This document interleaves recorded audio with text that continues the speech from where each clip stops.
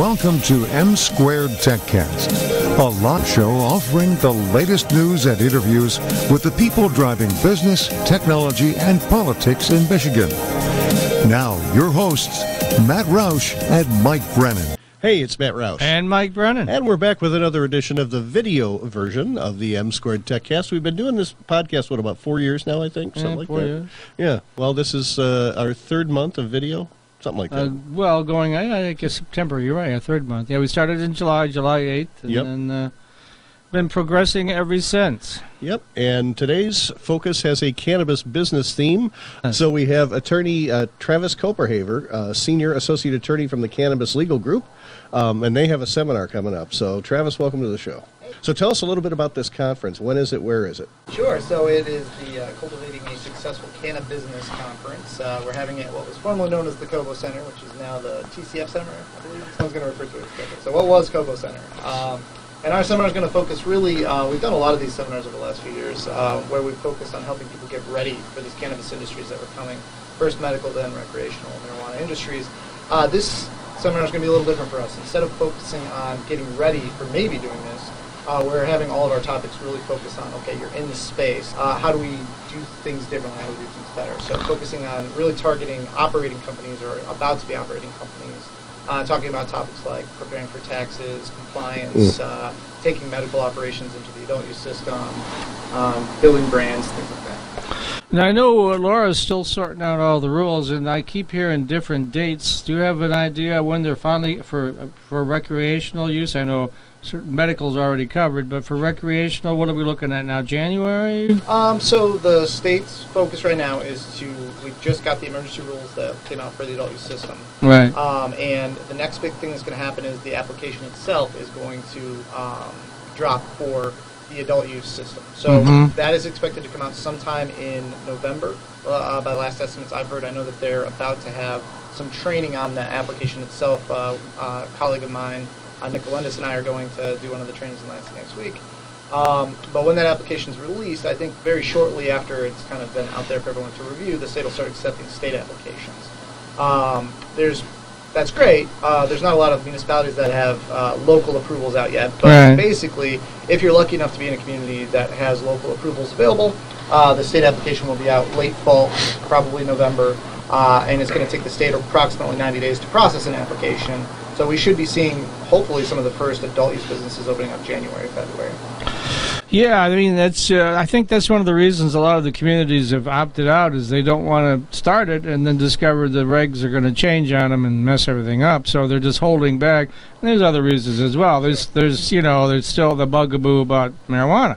So, but I mean, I think in the bigger cities like Detroit is already talking about and developing a block area around the Ambassador Bridge that's going to be the marijuana zone, and I'm sure other cities will follow suit, right? Right, and as you might imagine, quite a few of the cities that have already done medical marijuana ordinances have a much smoother path towards just opening up similar opportunities to the adult use version of those licenses.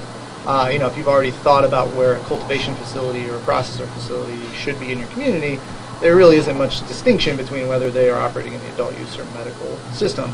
I think the license types that are going to take a little bit more focus from our municipalities, provisioning centers versus marijuana retailers, different type of consumer.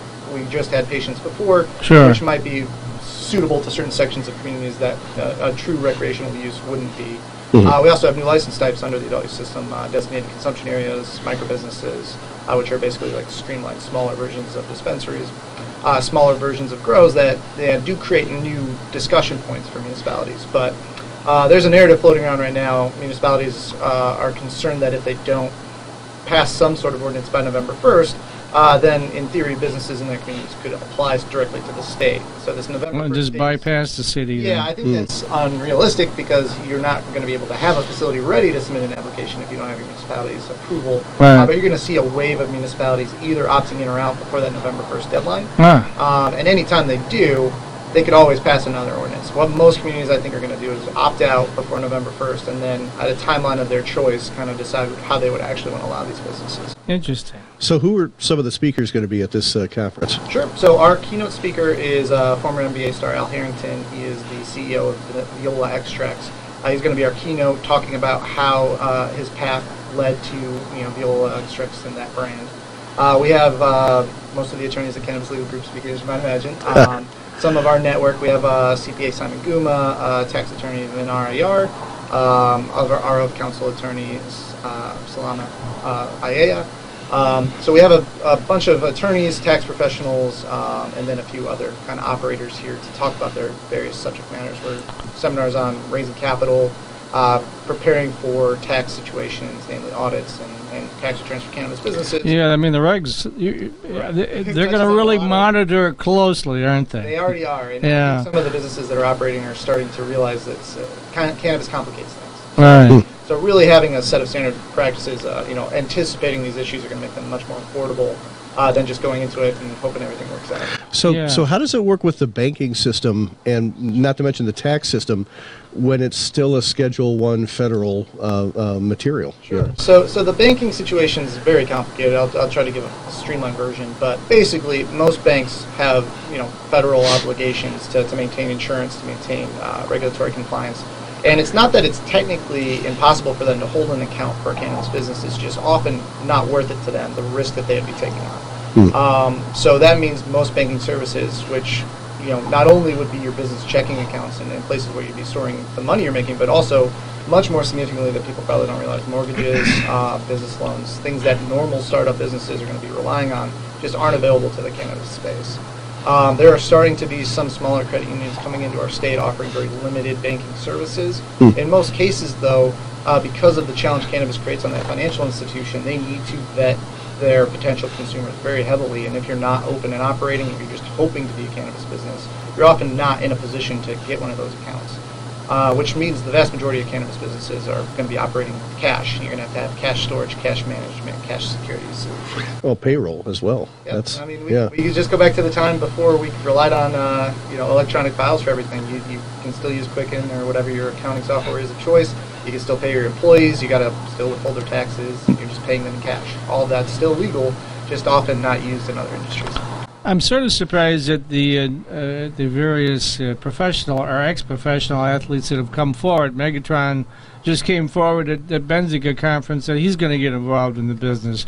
I saw John Sally at the Hash Bash in April, which sort of surprised me, but apparently that was going on very quietly behind the scenes for a long time. But now they're just a lot of people are getting it. From all walks of life are getting involved in this because I think they really see the opportunity, right? There's certainly an opportunity, and I think a lot of people maybe underestimate the political change cannabis has been undergoing here too. It's no longer detrimental to your career, detrimental to your reputation to admit that you might have been relying on cannabis, either recreationally or medically. And even, especially in Michigan, as we move towards recreational consumption of cannabis, obviously we got here through medical marijuana. Right. But that doesn't mean, if you're not a qualifying medical patient in the state of Michigan, that you can't be consuming cannabis for medical purposes. One of the best things cannabis does is help you deal with pain. Now, you don't necessarily need severe and debilitating pain to still see benefit from the substance of cannabis. And if you look to our professional athletes, more contact sport-driven athletes, a lot of them are probably going to be looking to a substance like cannabis. It doesn't have the effects a lot of their other pain management drugs would. The other thing that you see is a lot of folks really trying to find the money part, trying to find the investor part, because it's a serious business now. I mean, even for a small operation, you're probably talking hundreds of thousands of dollars, right? Certainly, and unfortunately, that's something everyone should really know going into it. The way you get to licensure in the state of Michigan means you basically need to have a turnkey operation that's been inspected multiple times before you're allowed to actually turn the lights on and working. Which means that not only the costs associated with competing for those slots that are available for these licenses, but once you actually have an approval, you need to build out a facility. There's highly specified security requirements. If you're a cultivator, odor mitigation, as we mentioned, you're working with cash, so there's often cash management, security, and cannabis is a very technically forward, progressive industry. If you are just going to be growing plants, you're going to have difficulty competing with the level of science that is going into the cultivation and development of some of these products. So it can be very tough. Yeah, I just interviewed the president of C3 Industries last week, and I know what they're up to, and And then we've got common citizen that's boasting about building a 1 million square foot facility. Whether that actually comes to pass, I don't know. But I mean, you got some pretty big operations coming in. Certainly, and the medical system kind of almost required them to be larger in scale. One of the hopes with some of the new license types in the adult use system, there's a license type called the Class A license. That's 100 plants. And the hope there is there's a bit more of a market sector for smaller businesses. But in order for that market sector to actually have a realistic opportunity, we need access to them. If these municipalities make it competitive to get slots like that, it's just going to be prohibitively expensive even if you are a smaller scale. But as you scale up, especially on the medical side, these licenses, just from a cost-benefit analysis, the larger you can be, the better your investment's going to play in the long term. I just got the 2-minute signal, so we probably should refocus back on your seminar. So are a lot of these topics going to be covered in your seminar?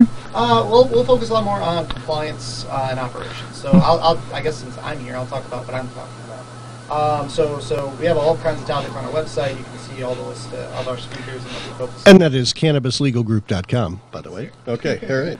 So I'm focusing on brand development, for example. I used to be a trademark attorney. And we could look to hemp and CBD as a lesson in what that will look like for cannabis. Right. When the federal government legalized those substances, right, you saw a race to register trademarks to protect brands in the hemp CBD sure, spaces.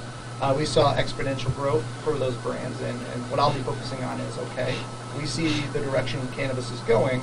What do you do if you have a brand you want to develop and grow and protect in the way other industries would protect that brand? Right. It's something that you have the luxury of thinking about if you are up and running and have a brand to sell, right, but it's never too early to think about. As we were joking about earlier, some of the logos and things, that's your industry's reputation. That's how people know who you are. That is how people think of you when they're looking for your product. Sure. So what I'm focusing on is, okay, you're a cannabis business, congratulations. You got something to sell. It doesn't matter what license you have, you're selling something. How do you protect that aspect of the business? So one more time, let's get that website address for the seminar, and people can still sign up? You sure can, yep. We're still plenty of slots open. It's CannabisLegalGroup.com, and it's Cultivating a Successful CannaBusiness Seminar. That is at the TCF Center, September 27th. September 27th. Is that an all-day event, or? I believe it's from 8 to 5. So 8 to 5. We'll have different chunks of speakers, so if you can't come for the whole thing and you can still come to some of it, we're happy to have you.